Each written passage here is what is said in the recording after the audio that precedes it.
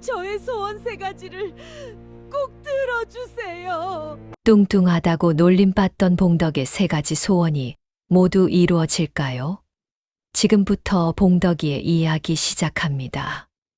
옛날 옛적 강원도 어느 깊은 골짜기에 이름도 정겨운 봉덕이라는 처녀가 살고 있었습니다. 봉덕이네 집은 대대로 뼈대가 굵고 기골이 장대하기로 유명했지요. 그런데 그 중에서도 우리 봉덕이는 유독 특별했습니다. 봉덕이가 태어나던 날, 보통 아기들과는 다르게 태어날 때부터 목소리가 얼마나 컸던지 세상에 나올 때 울던 울음소리가 온 동네에 쩌렁쩌렁 울렸지요. 태어날 때부터 골격이 남달랐던 봉덕이는 돌잔치 때 이미 서너 살 먹은 아이만큼 덩치가 컸습니다. 봉덕이 어머니는 금지옥엽 외딸인 봉덕이가 예뻐서 어쩔 줄 몰랐지만 마을 사람들의 시선은 그렇지 못했습니다. 아이고, 저 집 딸내미는 뭘 먹여서 저리 덩치가 산만하다냐? 나중에 시집이나 보내겠어? 어린 봉덕이는 그 소리가 무슨 뜻인지도 모른 채 그저 동네 아이들과 어울려 놀고 싶어 했습니다.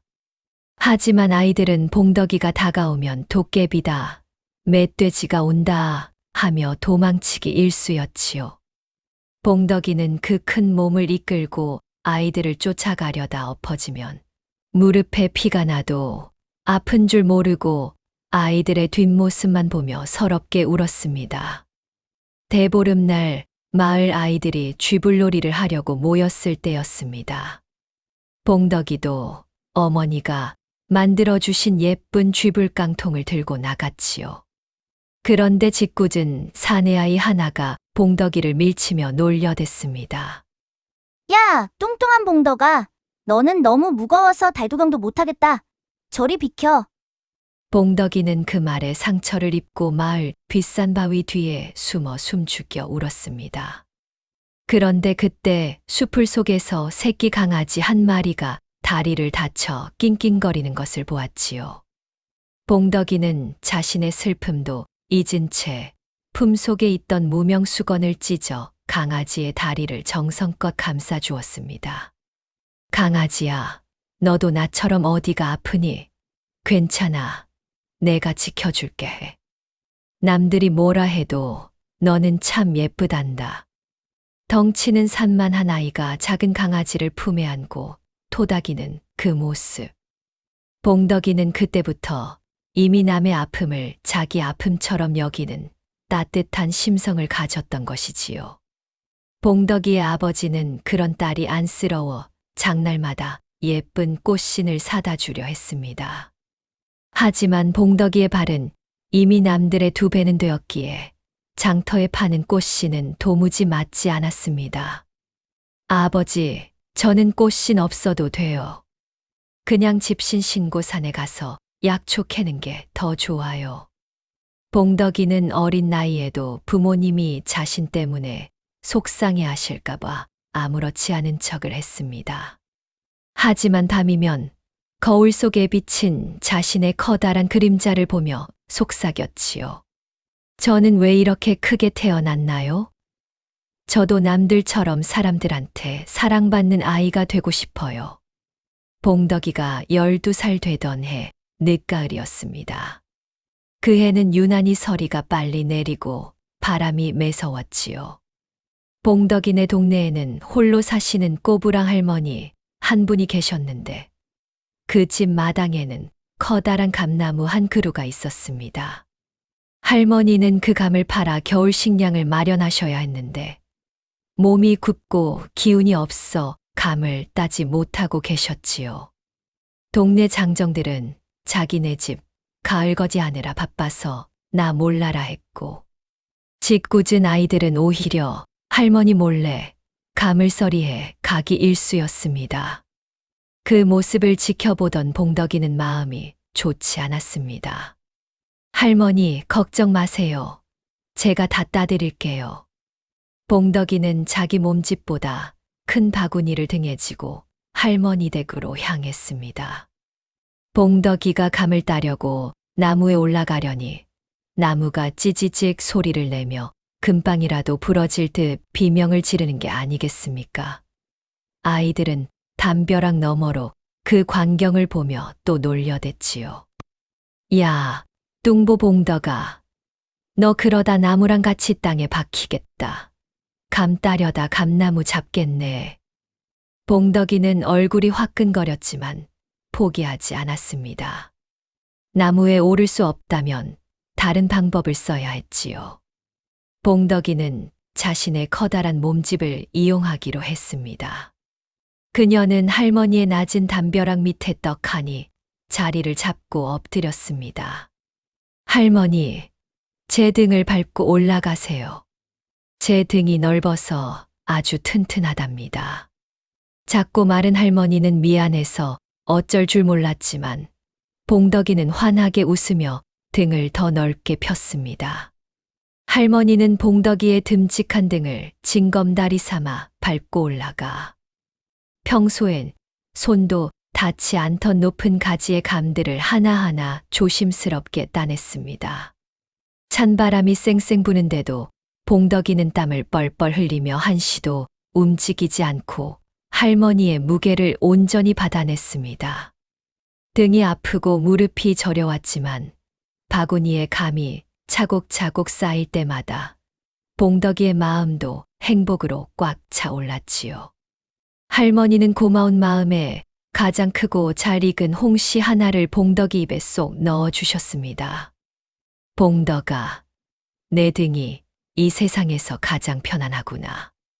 마음이 이리 넓으니 나중에 꼭 복받을 게다.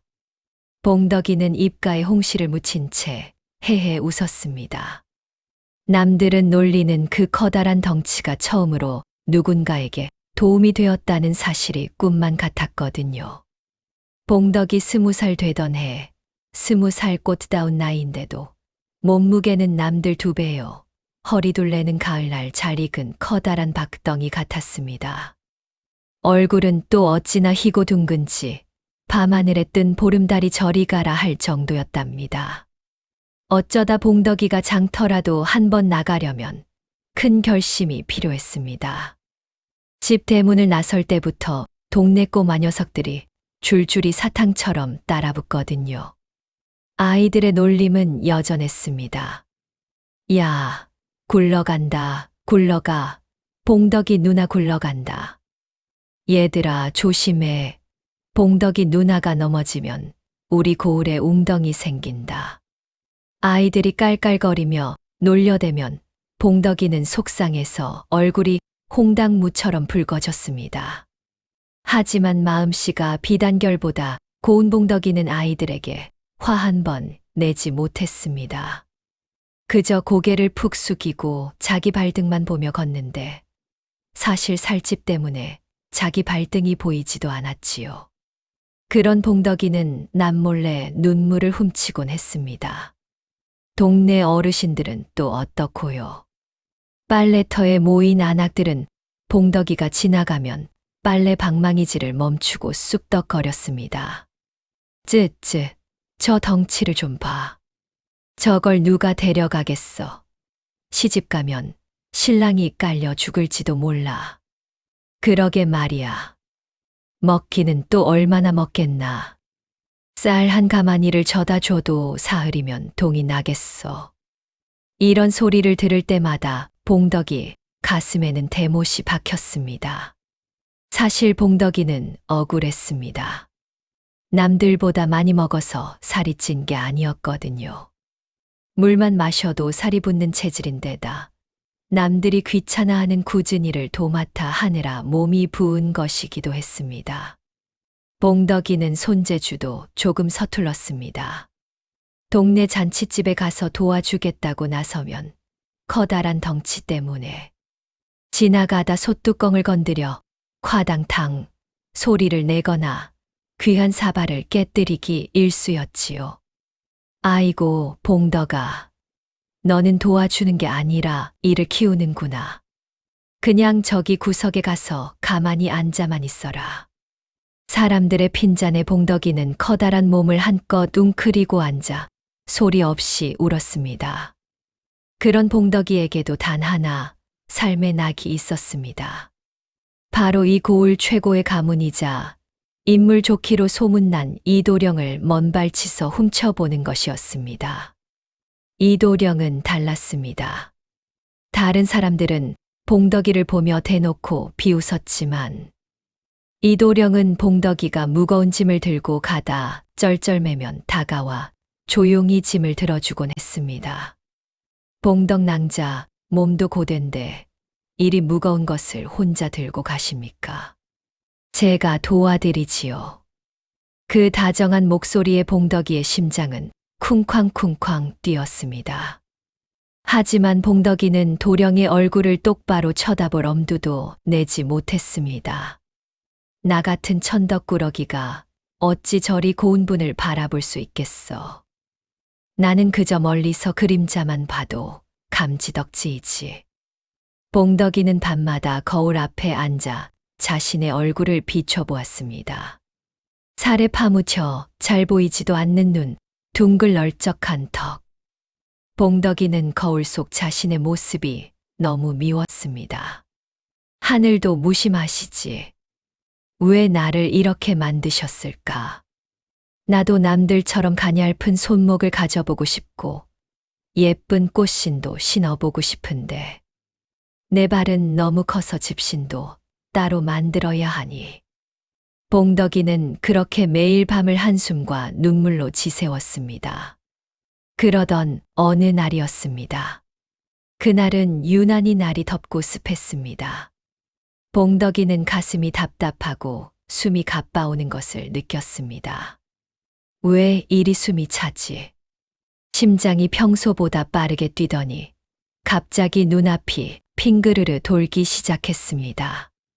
마을 사람들의 비웃음 소리, 아이들의 놀림 소리, 그리고 이도령의 다정한 목소리가 한데 섞여 귓가를 맴돌았습니다. 봉덕아, 너 그러다 죽는다.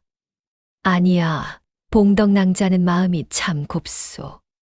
그 소리들을 뒤로 한 채 봉덕이의 커다란 몸이 마당 한가운데로 콰당 하고 쓰러졌습니다.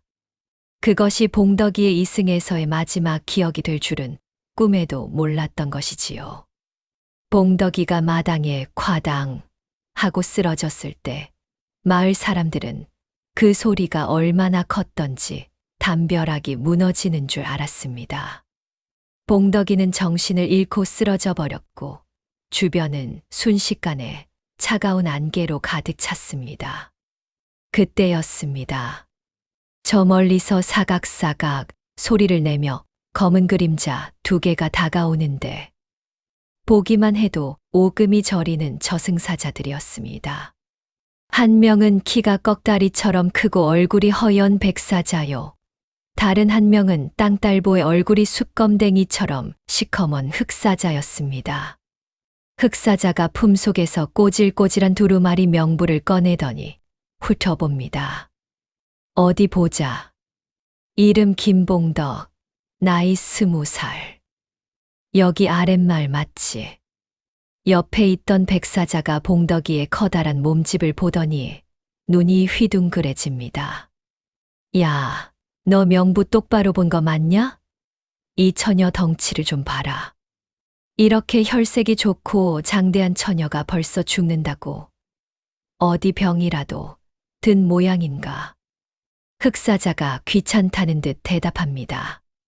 이 사람아, 명부에 적힌 대로 하는 거지 말이 많아. 요즘 저승도 바빠 죽겠는데 빨리 데려가자고. 어서 밧줄 가져와.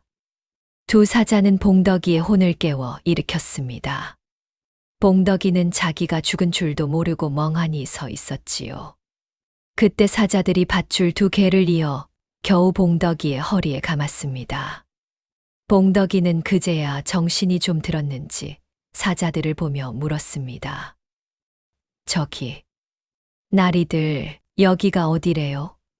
우리 어머니는 어디 가고 왜 저를 꽁꽁 묶으시는 거예요? 흑사자가 엄한 목소리로 꾸짖습니다. 묻긴 뭘 물어. 너는 이제 이승 사람이 아니야. 저 강 건너 저승으로 가야 한단 말이다. 그 소리에 봉덕이는 가슴이 무너져 내렸습니다. 아이고, 나리, 저 못 가요. 우리 어머니, 아버님은 나 없으면 누가 밥 해주고 누가 빨래 해줘요. 그리고 우리 고을 이도령님 얼굴 한 번만 더 보고 가야 하는데. 봉덕이가 서러워 대성통곡을 하니 그 울음소리가 얼마나 컸던지 저승가는 길목의 안개가 파도처럼 일렁였습니다. 백사자가 귀를 막으며 소리쳤습니다. 아이고, 귀청 떨어지겠네. 울어도 소용없다. 자, 어서 발을 떼라. 사자들은 봉덕이를 양옆에서 붙잡고 구름 위를 걷기 시작했습니다. 길을 가는 도중 봉덕이는 무서운 광경들을 보았습니다. 가시나무가 빽빽한 길을 맨발로 걷는 사람들도 있었고, 뜨거운 불길이 치솟는 구덩이를 지나는 사람들도 있었지요. 봉덕이는 겁이 나서 사자들 뒤에 바짝 붙었습니다. 나리들, 저 사람들은 왜 저렇게 고생을 하나요? 백사자가 힐끗 보며 대답합니다. 이승에서 마음보를 곱게 안 써서 저러는 게야. 남 욕하고 심술 부리고 약한 사람 괴롭힌 죗값을 저기서 받는 거지. 너는 어떠냐? 너도 남들 좀 괴롭혔느냐? 봉덕이는 고개를 세차게 가로저었습니다. 아니요. 저는 괴롭히기는커녕 뚱뚱하다고 놀림만 받았는걸요. 그래도 저는 한 번도 누구를 원망해 본 적 없어요. 그저 제 몸뚱이가 원망스러웠을 뿐이지요. 그 말에 흑사자가 명부를 다시 슬쩍 쳐다보며 고개를 갸우뚱합니다. 이상하네. 마음씨가 이리 착한데 왜 명줄이 이리 짧을까? 보통 이런 사람들은 100살까지 살아서 자손 귀하게 보는 법인데. 사자들은 봉덕이를 데리고 드디어 저승의 입구 황천문 앞에 도착했습니다. 커다란 문 앞에는 무시무시한 괴물들이 지키고 서 있었고, 그 너머로 수천 명의 홀령이 줄을 서서 재판을 기다리고 있었습니다. 봉덕이는 맨 뒤에 서서 생각했습니다. 그래, 어차피 죽은 목숨. 거기선 나도 놀림 안 받고 지낼 수 있을까? 하지만 봉덕이의 기대와는 달리 저승 법정의 분위기는 심상치 않았습니다. 저 멀리서 염라대왕의 불호령이 천둥소리처럼 들려오고 있었거든요. 봉덕이는 자기도 모르게 사자의 소매자락을 꼭 쥐었습니다. 과연 봉덕이에게는 어떤 재판이 기다리고 있을까요? 저승 법정의 거대한 문이 끼익 소리를 내며 열리자 저 끝에 집채만 한 책상 뒤로 무시무시한 분이 앉아 계셨습니다. 바로 머리에는 일월관을 쓰고 눈은 부릅뜬 사자 같으며 수염은 가슴팍까지 휘날리는 염라대왕님이었지요. 다음 죄인은 앞으로 나오너라. 대왕님의 목소리가 법정 천장을 울리자 바닥이 진동하며 봉덕이의 몸이 움출거렸습니다. 봉덕이는 겁에 질려 다리가 후들거렸지만 흑사자와 백사자의 손에 이끌려 대왕님 앞에 넙죽 엎드렸습니다. 염라대왕님은 커다란 봉덕이를 위아래로 훑어보았습니다. 이 처녀는 덩치가 아주 좋구나. 이승에서 무엇을 먹었길래 이리 장대한 몸을 가졌느냐? 소 한 마리를 통째로 잡아먹기라도 한 게냐? 봉덕이는 억울해서 눈물이 핑 돌았습니다. 대왕님 억울하옵니다. 저는 소는커녕 남들이 남긴 보리밥 찌꺼기만 먹어도 살이 붙는 체질이었사옵니다.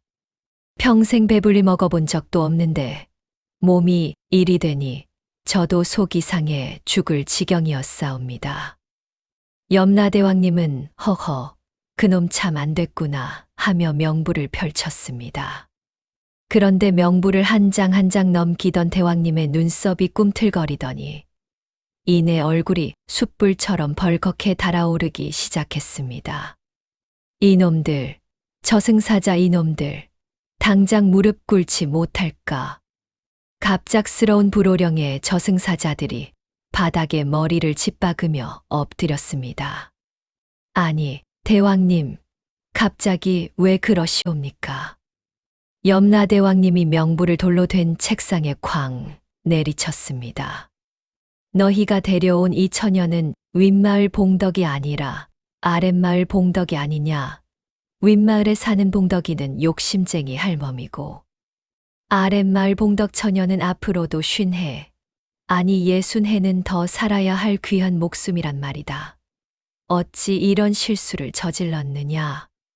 사자들이 사시나무 떨듯 떨며 명부를 다시 확인하더니 비명을 질렀습니다. 아이고, 대왕님, 살려주십시오. 워낙 덩치가 커서 당연히 윗마을 봉덕 할멈인 줄 알았사옵니다. 봉덕이는 이 말을 듣고 어이가 없었습니다. 나리들, 제가 덩치가 크다고 나이까지 속인단 말입니까? 제가 28청춘 20살 처녀인 걸 동네 사람들이 다 아는데 저승사자님들이 그걸 모르시면 어떡합니까? 봉덕이는 이제 무서움보다 서러움이 앞섰습니다. 대왕님 앞에 바짝 다가가 통곡을 하며 외쳤습니다. 대왕님, 저 그냥은 못 돌아갑니다. 제가 이승에서 못생겼다, 뚱뚱하다 놀림받으며 눈물 밥 먹고 산 것도 서러운데 이제는 저승사자들 실수로 목숨까지 잃을 뻔했으니 이 억울함을 누가 풀어준단 말입니까? 염라대왕도 난처해졌습니다. 저승법전에도 산 사람을 잘못 데려오면 그 소원을 들어주어 위로해야 한다는 법칙이 있다. 대왕님은 부드러운 목소리로 봉덕이를 달래기 시작했습니다. 그래, 봉덕아. 진정하거라. 우리 사자들이 큰 실수를 했구나. 내 원통함을 내 모르는 바 아니니 내가 특별히 3가지 소원을 들어주마. 무엇이든 말해보거라. 금은 보화를 줄까? 아니면 권세를 줄까? 봉덕이는 잠시 눈을 감고 생각했습니다. 그동안 자신을 비웃던 마을 사람들, 장독대 무너진다고 놀리던 아이들, 그리고 감히 쳐다보지도 못했던 이도령님의 얼굴이 주마등처럼 스쳐 지나갔습니다. 봉덕이는 단호하게 말했습니다. 대왕님, 첫째로 저를 예쁘게 만들어 주십시오. 남들이 보고 침을 뱉는 얼굴이 아니라 꽃처럼 환하고 고운 얼굴을 갖게 해 주십시오. 염라대왕님은 허허 웃으며 고개를 끄덕였습니다. 그건 어렵지 않지. 다음은? 둘째로 저를 지혜롭게 만들어 주십시오. 몸이 무겁다고 마음까지 둔하다는 소리를 더는 듣고 싶지 않습니다. 어려운 책도 술술 읽고 세상 이치를 훤히 꿰뚫는 명석한 머리를 주십시오. 그것 참 욕심나는 소원이로구나. 좋다. 마지막 셋째는 무엇이냐? 평생 먹고 살 돈을 줄까? 봉덕이는 고개를 저었습니다. 아닙니다. 셋째 소원은 저를 뛰어난 인여로 만들어 주시는 것입니다. 제가 아파보니 아픈 사람 마음을 제일 잘 알겠습니다. 제 지혜와 고운 손길로 병든 사람들을 고치며 보람있게 살고 싶습니다. 염라대왕님은 봉덕이의 마지막 소원을 듣고 무릎을 탁 쳤습니다. 보통 사람 같으면 부자가 되게 해달라거나 원수를 갚게 해달라고 할 텐데 너는 남을 도울 생각부터 하는구나. 내 마음씨가 참으로 가상하다. 좋다. 내가 내 소원 3가지를 모두 들어주마.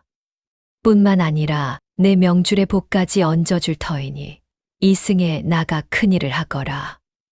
염라대왕님이 손에 든 지팡이를 휘두르자 눈부신 빛이 봉덕이를 감쌌습니다. 자, 이제 돌아가거라. 눈을 뜨면 너는 예전의 봉덕이가 아닐 것이다. 그 순간 봉덕이는 발밑이 쑥 꺼지는 기분을 느끼며 구름 아래로 떨어졌습니다. 아악 소리를 지르며 눈을 떴을 때 봉덕이의 방 안에는 새벽달 구는 소리가 평화롭게 들려오고 있었습니다. 새벽달기 꼬꼬댁 하고 3번을 울릴 때였습니다. 방 안에서 죽은 듯 누워있던 봉덕이가 어이쿠 소리를 내며 벌떡 일어났습니다. 그런데 몸이 이상했습니다. 예전에는 몸을 일으키려면 애구구 소리가 절로 나고 바닥을 짚은 손등에 살집이 두둑해서 힘겨웠는데 어라, 몸이 종이 장처럼 가벼운 게 아니겠습니까? 봉덕이는 자기 손을 내려다보았습니다. 거칠고 투박하던 손마디는 간데없고 희고 고운 손가락은 햇살처럼 매끄러웠습니다. 이게 꿈인가, 생시인가? 봉덕이는 떨리는 마음으로 구석에 세워둔 낡은 구리거울 앞으로 다가갔습니다. 거울 속에 비친 자기 모습을 본 순간 봉덕이는 하마터면 비명을 지를 뻔했습니다. 거울 속에는 둥글널쩍하던 보름달 같은 처녀는 사라지고 아침 이슬을 머금은 수선화처럼 청초하고 눈부신 미녀가 서 있었기 때문입니다. 살에 파묻혀 잘 보이지 않던 눈은 호수처럼 깊고 맑아졌고 뭉뚝하던 코는 오똑하게 서 있었으며 앵두 같은 입술에선 은은한 향기가 나는 듯했습니다. 무엇보다 놀라운 건 그녀의 눈빛이었습니다. 예전에 그 자신감 없고 겁에 질린 눈빛이 아니라 세상 모든 이치를 다 꿰뚫어 보는 듯한 총명하고 단단한 빛이 서려 있었지요. 봉덕이는 제일 먼저 자신의 몸을 감싸고 있던 헌 옷을 보았습니다. 예전에는 몸집에 맞춰 넉넉하게 이어붙였던 커다란 치마가 이제는 헐렁해서 자꾸만 흘러내렸습니다. 봉덕이는 옷장을 뒤져 가장 깨끗한 옷을 골라 몸에 맞게 매만졌습니다. 그때였습니다. 밖에서 어머니의 울음 섞인 목소리가 들려왔습니다. 아이고, 우리 불쌍한 봉덕아. 시집도 한 번 못 가보고 일이 허망하게 가다니. 이 애미는 이제 누굴 보고 사나. 봉덕이는 얼른 방문을 열고 마당으로 나갔습니다. 마당에서 대성통곡을 하던 어머니와 동네 아주머니들이 문소리에 고개를 돌렸습니다. 그런데 마당에 나타난 건 죽었다던 뚱뚱한 봉덕이가 아니라 하늘에서 내려온 선녀 같은 미인이었습니다. 저기, 뉘시오. 우리 봉덕이 방에서 웬 귀한 집 아가씨가 나오시는 게요. 어머니가 눈물을 닦으며 멍하니 물었습니다. 봉덕이는 어머니의 손을 덥석 잡으며 환하게 웃었습니다. 어머니, 저예요, 봉덕이요. 저 죽은 게 아니라 잠시 저승 구경 좀 다녀왔습니다. 마당은 순식간에 아수라장이 되었습니다. 아니, 저게 정말 봉덕이라고. 말도 안 돼. 저리 고운 처녀가 어떻게 그 뚱뚱보 봉덕이란 말이냐? 귀신이다. 봉덕이 홀령이 예쁜 처녀 몸을 빌려 나타난 게야. 사람들은 뒷걸음질을 쳤지만 봉덕이는 차분한 목소리로 그동안 있었던 일을 하나하나 설명하기 시작했습니다. 목소리는 또 어찌나 청아하고 논리정연한지 사람들은 홀린 듯 봉덕이의 이야기에 빠져들었습니다. 몸이 변한 것은 하늘의 배려이나 제 마음이 변한 것은 제 의지입니다. 저는 이제 예전처럼 숨어 지내는 봉덕이가 아닙니다. 봉덕이는 그날부터 본격적으로 염라대왕님이 주신 2번째, 3번째 소원을 펼치기 시작했습니다. 그녀는 집 안에만 틀어박혀 얼굴 자랑을 하지 않았습니다. 대신 고을에서 가장 잘 가르쳐준다는 훈장님을 찾아갔지요. 훈장님, 제가 글을 배우고 의술을 익히고 싶습니다. 길을 열어주십시오. 훈장님은 처음엔 여자가 무슨 글이며 의술이냐며 혀를 찼지만 봉덕이가 단사흘 만에 천자문을 떼는 것을 보고는 무릎을 탁 쳤습니다. 이 아이는 하늘이 내린 천재 같구나. 봉덕이는 낮에는 산을 타며 약초를 캐고 밤에는 기름 등잔 아래서 의서를 공부했습니다. 예전에는 산에 오르면 숨이 턱끝까지 차올라 금방 포기했을 텐데 이제는 날렵한 사슴처럼 산을 누볐지요. 한 번은 이런 일이 있었습니다. 마을의 심술궂은 김 부자가 길에서 봉덕이를 보고 넋이 나가 수작을 걸어왔습니다. 이복의 아가씨, 내 자네에게 비단옷과 보석을 줄 테니 내 첩으로 들어오지 않겠나? 예전의 봉덕이라면 무서워서 울었겠지만 지혜로워진 봉덕이는 빙그레 웃으며 대답했습니다. 부자 어르신, 비단옷은 몸을 가릴 뿐 마음의 추함은 가리지 못합니다. 어르신은 지금 간이 붓고 혈색이 탁하시니 보석을 사기보다 명주를 보살피는 약을 먼저 드시는 게 좋겠습니다. 김 부자는 봉덕이의 당당함과 전곡을 찌르는 의학 지식의 창피함을 느끼고 주랭랑을 쳤습니다. 이를 지켜보던 마을 사람들은 이제 봉덕이를 비웃지 못했습니다. 오히려 존경심을 담아 봉덕낭자라 부르기 시작했지요. 봉덕이는 의녀가 되기 위해 먼 길을 떠날 준비를 했습니다. 마을을 떠나기 전날 밤, 봉덕이는 이도령의 집 담벼락을 지났습니다. 그때 마침 이도령이 달빛 아래서 글을 읽고 있었지요. 도령은 담 너머로 보이는 아름다운 여인의 자태에 잠시 넋을 잃었습니다. 봉덕이는 조용히 절을 올리며 말했습니다. 이도령님, 저는 예전에 도령님이 짐을 들어주시던 그 미련한 봉덕이입니다. 이도령님의 따뜻한 마음 덕분에 제가 저승에서도 희망을 잃지 않았습니다. 이제 저는 사람들을 살리는 공부를 하러 떠납니다. 부디 강건하십시오. 도령은 깜짝 놀라 대문을 박차고 나왔지만 봉덕이는 이미 어둠 속으로 호련히 사라진 뒤였습니다. 도령은 한참 동안 봉덕이가 사라진 길목을 바라보며 중얼거렸습니다. 아, 나는 겉모습 속에 가려진 저리 빛나는 보석을 왜 진작 알아보지 못했던가. 봉덕이가 스승님을 따라 처음 당도한 곳은 화려한 한양 땅이 아니라 이름도 없는 산비탈의 토막집들이었습니다. 그곳엔 나라에서도 포기하고 가족조차 외면한 문둥병 환자들과 갈 곳 없는 불황자들이 모여 살고 있었지요. 스승님은 봉덕이를 시험하듯 물었습니다. 봉덕아, 너는 염라대왕에게 고운 얼굴을 받아냈으니 이제 그 귀한 몸을 아끼며 살고 싶지 않으냐? 저들의 피고름 섞인 환부를 내 손으로 만질 수 있겠느냐? 봉덕이는 한치의 망설임도 없이 무릎을 굽혀 환자의 발을 자신의 무릎 위에 올렸습니다. 스승님, 제 몸은 이미 한 번 죽었던 몸입니다. 덤으로 얻은 이 손이 남의 아픔을 씻어주는 데 쓰이지 않는다면 이 고운 살결이 무슨 소용이 있겠습니까? 봉덕이는 매일 새벽같이 일어나 약초를 캐기 위해 산등성이를 탔습니다. 예전엔 숨이 차서 오르지 못하던 가파른 절벽도 그곳에 귀한 약초가 있다는 말만 들으면 맨손으로 기어 올라갔지요. 손톱이 깨지고 무릎에 피멍이 들어도 봉덕이는 웃었습니다. 자신이 캐온 약초 한 뿌리에 누군가의 신음이 멎는 것을 보았기 때문입니다. 한겨울 매서운 칼바람이 문풍지를 사정없이 떨게 하던 어느 깊은 밤이었습니다.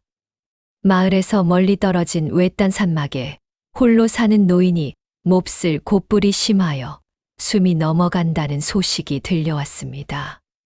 이미 고을의 장정들도 이런 눈보라에 나가면 죽는다며 고개를 내둘렀습니다. 하지만 봉덕이는 망설이지 않았습니다. 꽁꽁 얼어붙은 무명 헛바지 위에 낡은 누더기를 겹쳐 입고 약상자를 등에 단단히 동염했습니다.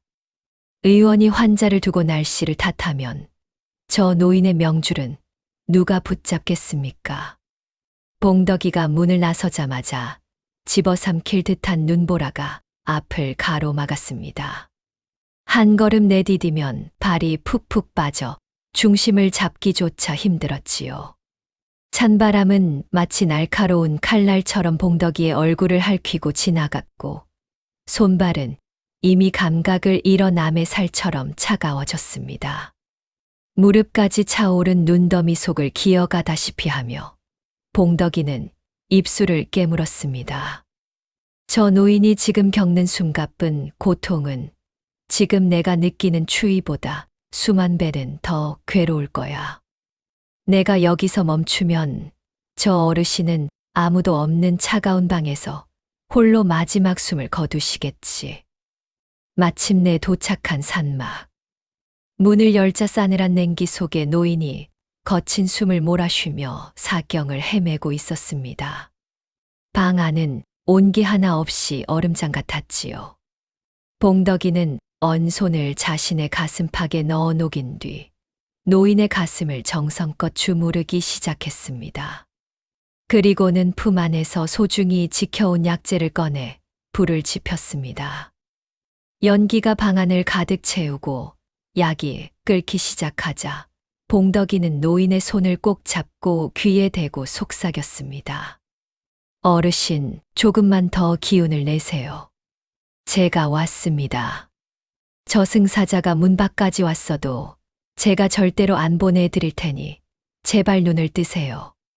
밤새도록 노인의 몸을 닦아내고 기를 불어넣기를 몇 차례. 새벽녘이 되어 창문 너머로 어둠이 사라질 때쯤 마침내 노인이 큰 기침과 함께 막혔던 숨을 크게 내뱉었습니다. 노인의 눈에 초점이 돌아오고 봉덕이의 손을 힘없이 쥐었을 때 봉덕이는 참아왔던 눈물을 본물 터지듯 쏟아냈습니다. 어르신, 고맙습니다. 살아주셔서 정말 고맙습니다.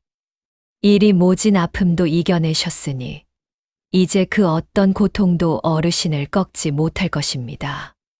봉덕이는 노인을 살려낸 그 밤, 단순히 의술만 펼친 게 아니었습니다. 죽음의 문턱에서 사람을 끌어올리는 그 숭고한 무게를 자신의 어깨로 온전히 받아낸 것이지요. 이 일이 고을로 퍼지게 되었고 사람들은 그녀를 자애로운 의녀라 부르기 시작했습니다. 세월은 유수와 같아서 봉덕이가 의술을 배우러 떠난 지 어느덧 7년이라는 시간이 흘렀습니다. 7년 만에 돌아온 고향 마을은 예전에 평화롭던 모습이 아니었습니다. 마을 어귀에 서 있던 커다란 느티나무 아래엔 아이들의 웃음소리 대신 환자들의 고통 섞인 신음만이 가득했지요. 역병은 지위고하를 가리지 않았습니다. 기세등등하던 양반집 기와집에서도 가난한 초가집에서도 매일같이 곡소리가 터져 나왔습니다. 봉덕이는 마을에 발을 들이자마자 짐을 풀 겨를도 없이 소매를 걷어붙였습니다. 그녀가 가장 먼저 향한 곳은 의원들조차 포기하고 환자들을 몰아넣은 마을 끝자락의 가마터였습니다. 그곳은 역병의 독기가 가장 심해 아무도 가까이 가려 하지 않았지요. 아이고, 의원님, 거긴 안 됩니다. 거긴 들어가는 족족 시체가 되어 나오는 지옥입니다요. 마을 사람들이 앞을 가로막았지만 봉덕이는 인자하면서도 단호한 눈빛으로 대답했습니다. 사람이 있는 곳에 병이 있고 병이 있는 곳에 약이 있는 법입니다. 죽음이 무서워 산 사람을 포기한다면 제가 배운 의술이 무슨 소용이겠습니까? 저들을 홀로 두는 것이 병보다 더 무서운 법입니다. 봉덕이는 가마터 안으로 들어갔습니다. 안에는 시커먼 피고름을 흘리며 신음하는 환자들이 볏짚 위에 널브러져 있었지요. 봉덕이는 주저없이 그들 곁에 앉았습니다. 남들이 냄새난다며 코를 막고 도망칠 때 봉덕이는 직접 수건을 적셔 환자들의 뜨거운 이마를 닦아주었습니다.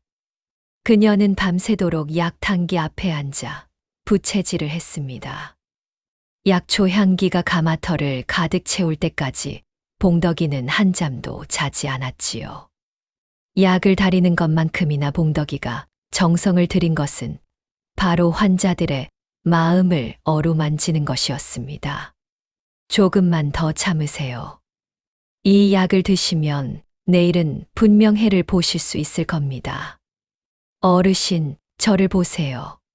제가 누군지 아시겠습니까? 예전에 장독대 무너뜨린다던 그 봉덕이입니다. 제가 이리 살아 돌아왔으니 어르신도 꼭 일어나셔야지요. 환자들은 처음엔 눈을 의심했습니다. 선녀처럼 고운 여인이 자신들의 더러운 환부를 만지고 심지어 입으로 피고름을 빨아내며 정성을 다하는 모습에 선녀가 내려왔다 하며 눈물을 흘렸습니다. 마을 사람들이 멀찍이서 물었습니다. 의녀님, 어찌 그리 지치지도 않고 이 험한 일을 하십니까? 병이 옮을까 무섭지도 않으세요?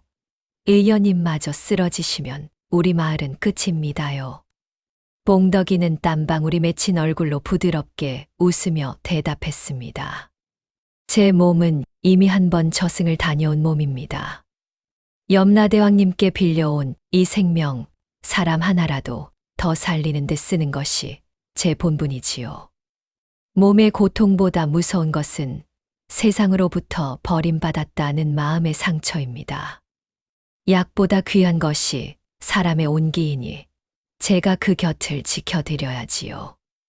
봉덕이의 헌신은 기적을 불러왔습니다. 그녀가 밤낮으로 지어 올린 약과 따뜻한 말 한마디에 죽음의 문턱까지 갔던 마을 사람들이 하나둘 눈을 뜨기 시작했습니다.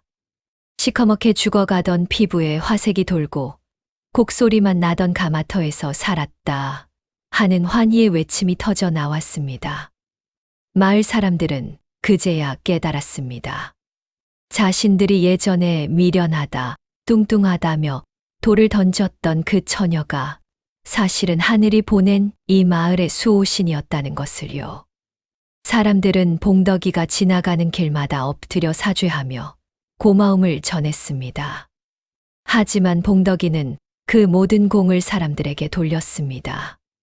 제가 고친 것이 아니라 어르신들의 살고자 하는 의지가 병을 이긴 것입니다. 저는 그저 곁에서 손을 잡아드렸을 뿐입니다. 그러던 어느 날, 봉덕이는 놀라운 소식을 듣습니다. 자신이 연모했던 이도령 역시 역병에 걸려 사경을 헤매고 있다는 것이었습니다. 이도령의 집은 이미 노비들도 다 도망가고 방 안에 도령 혼자 알아 누워 있었습니다. 봉덕이는 한 걸음에 달려갔습니다. 방 안에는 이도령이 얼굴이 헬쑥해진 채 가쁜 숨을 몰아쉬고 있었습니다.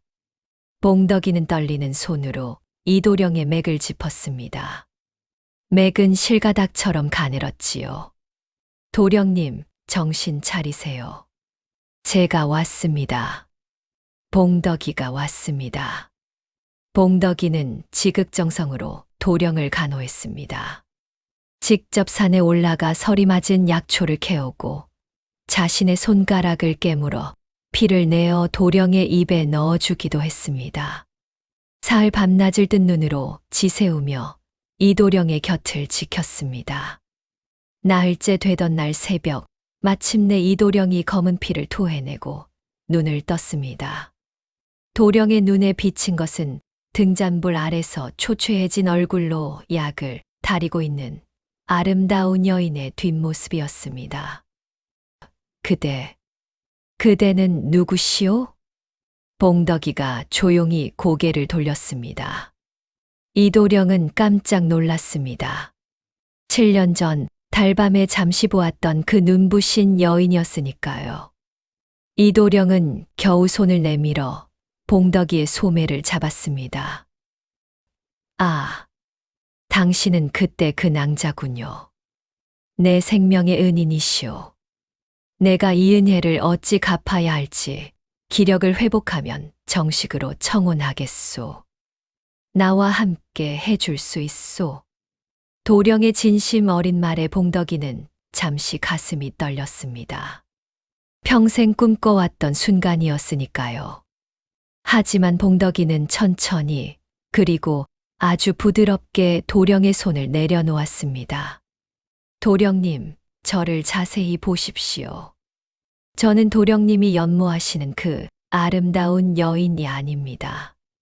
저는 예전 그 시장터에서 아이들에게 놀림당하고 도령님 뒤에서 숨어 울던 그 뚱뚱한 봉덕이입니다. 도령은 큰 충격을 받은 듯 눈을 크게 떴습니다. 봉덕이는 말을 이어갔습니다.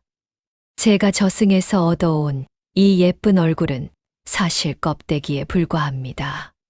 제가 진짜로 얻어온 것은 누군가의 사랑을 구걸하지 않아도 내 스스로를 사랑할 수 있는 단단한 마음이었습니다. 도령님, 저는 이제 도령님의 아내로 살기보다 세상에 아픈 이들을 품는 이로 살고자 합니다. 봉덕이는 이도령의 곁에 정성껏 다린 약한 사발을 놓아두고 동이 트기 전 조용히 그 집을 나섰습니다. 도령은 뒤늦게 몸을 일으켜 마당으로 나갔지만 봉덕이의 발자국 위에는 아침 이슬만 반짝이고 있었습니다. 이도령의 곁을 떠나 전국 팔도를 누비던 봉덕이는 어느덧 백발이 성성한 할머니가 되었습니다. 그녀의 발길이 닿지 않은 골짜기가 없었고 그녀의 손길이 닿지 않은 눈물이 없었지요. 세월은 정직하게도 그녀의 몸에 다시 옛 모습을 돌려주었습니다. 나이가 들며 몸은 다시 풍채 좋게 불어났고 얼굴은 예전처럼 둥글고 넉넉해졌습니다. 고왔던 살결 위에는 거친 비바람을 견뎌온 주름이 가득 내려앉았지요. 하지만 보십시오. 이제 마을 사람 중 그 누구도 봉덕이를 보며 뚱뚱하다, 거나 못생겼다, 고 놀리지 않았습니다. 오히려 멀리서 그녀의 넉넉한 풍채만 보여도 사람들은 버선발로 뛰어나왔습니다. 봉덕이의 얼굴에 패인 주름 하나하나에는 그녀가 살려낸 수만 명의 생명이 담겨 있었습니다. 환자의 피고름을 닦아주던 손마디는 굵고 투박해졌지만 그 손은 이 세상 그 어떤 옷가락질을 낀 손보다 귀하고 아름답게 빛났습니다. 사람들은 그녀를 달을 닮은 의녀라 불렀습니다. 스스로 빛을 내어 뽐내기보다 어두운 밤길을 헤매는 이들에게 소리 없이 길을 비춰주는 은은한 달빛 같은 존재였기 때문입니다. 어느덧 서리가 하얗게 내린 깊은 가을밤이었습니다. 평생을 나물 위에 쓰느라 닳고 다른 봉덕이의 몸도 이제는 쉬고 싶어 했습니다. 봉덕이는 자신이 태어났던 고향 마을, 그 낡은 초가집 아랫목에 자리를 펴고 누웠습니다. 창밖으로는 유난히 크고 밝은 보름달이 봉덕이의 얼굴을 비추고 있었지요. 봉덕이는 조용히 미소 지었습니다. 70년 전 저승길에서 흘렸던 서러운 눈물도, 이도령을 향한 애틋한 연정도, 역병 속에서 치열하게 싸웠던 시간도, 이제는 한 폭의 고운 그림처럼 머릿속을 스쳐 지나갔습니다. 그때였습니다. 방 안 가득 은은한 향기가 퍼지더니 낯익은 두 그림자가 나타났습니다. 70년 전 실수로 그녀를 데려갔던 바로 그 흑사자와 백사자였습니다. 그런데 이번엔 달랐습니다. 그들은 거친 밧줄을 들고 있지 않았습니다. 대신 눈부시게 하얀 비단 도포를 받쳐 들고 봉덕이 앞에 아주 정중하게 무릎을 꿇고 머리를 숙였습니다. 봉덕 의녀님, 저희가 다시 왔습니다. 70년 전에는 저희의 실수로 당신을 울리며 데려갔지만 이번에는 염라대왕님께서 당신의 그 향기로운 삶을 저승 기록부의 글로 남기기 위해 저희를 보내셨습니다. 이제 그 무거운 몸의 허물을 벗고 평안히 가시지요. 봉덕이는 가만히 고개를 끄덕였습니다. 그녀가 마지막 숨을 갈무리하며 눈을 감는 순간 그녀의 몸에서는 눈이 멀 정도로 찬란한 빛이 뿜어져 나왔습니다. 평생 타인의 아픔을 짊어지느라 무거웠던 육신을 벗어던지자 봉덕이의 홀령은 깃털보다 가벼운 나비가 되어 구름 위로 둥실 떠올랐습니다. 하늘로 오르는 길은 더 이상 춥지도 무섭지도 않았습니다. 저 멀리 저승법정의 커다란 문이 보였지만 이번엔 그곳이 재판받는 곳이 아니라 큰 잔치가 열리는 장소처럼 보였습니다. 놀라운 일은 그 다음에 벌어졌습니다. 문 앞에는 무시무시한 괴물들이 지키고 있는 것이 아니라 봉덕이가 이승에서 살려냈던 수천 명의 영혼이 줄을 지어 서 있었습니다. 그들은 저마다 이승에서 가장 고왔던 꽃들을 한 송이씩 들고 봉덕이를 마중 나와 있었지요. 의녀님 덕분에 제가 제 수명을 다 살고 여기 왔습니다. 봉덕 할머니, 추운 겨울날 저를 살려주신 은혜 잊지 않았습니다.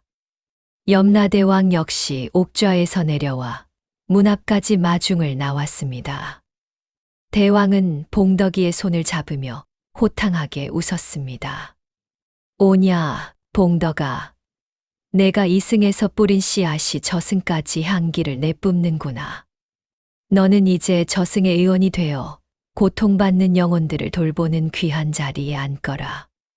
내 이름은 영원히 지워지지 않는 빛으로 남을 것이다. 봉덕이는 자신을 환영하는 수많은 영혼과 꽃길을 바라보며 생각했습니다. 아, 참으로 아름다운 생이었다. 남의 눈물을 닦아주느라 내 손은 거칠어졌지만 그 덕분에 내 마음속에는 이리도 예쁜 꽃밭이 가꾸어졌구나. 봉덕이가 구름 너머로 사라진 그날 밤 마을에서는 신기한 일이 벌어졌습니다. 봉덕이가 살던 마을에 계절에 맞지 않는 탐스러운 달맞이 꽃들이 일제히 피어나 온 고을을 향기로 가득 채운 것이지요. 사람들은 그 향기를 맡으며 봉덕이를 기렸습니다. 진짜 미인은 눈으로 보는 것이 아니라 그 사람이 머물다 간 자리의 향기로 아는 것이다. 라고 말이지요. 우리 봉덕이 이야기를 마칠 시간이 되었네요. 처음엔 뚱뚱하고 미련하다고 놀림받던 봉덕이가 마지막엔 온 세상의 존경을 받으며 꽃길을 따라 하늘로 올라갔습니다. 우리 어르신들도 살아오시면서 봉덕이처럼 억울한 일도 남모를 눈물도 참 많으셨겠지요. 하지만 어르신들의 그 깊은 주름과 거친 손마디는 가족을 살리고 이웃을 돌본 봉덕이의 훈장과 같은 것입니다. 누가 뭐라 해도 어르신들은 이 세상에서 가장 아름다운 분들입니다. 오늘 밤 봉덕이가 보았던 그 보름달처럼 넉넉하고 평안한 꿈 꾸시길 바랍니다. 긴 시간 귀 기울여 주셔서 정말 감사합니다. 다음에도 가슴 뜨끈해지는 이야기로 찾아오겠습니다. 오늘의 이야기가 즐거우셨다면 구독, 좋아요 부탁드립니다. 건강하세요.